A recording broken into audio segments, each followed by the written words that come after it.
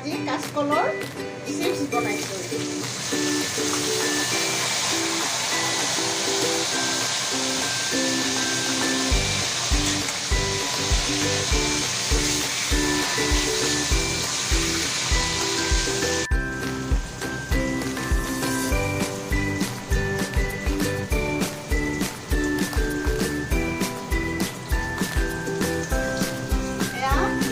আৰু হালধি পানী এনেকৈ ব্ৰাউন কালাৰতে একদম কিনা চিপছৰ দৰে হয়। বজাৰত আকৌ চিপছ কিনি খাব নালাগে, এনেকৈ আপোনালোকে ঘৰতো বনাই খাবচোন।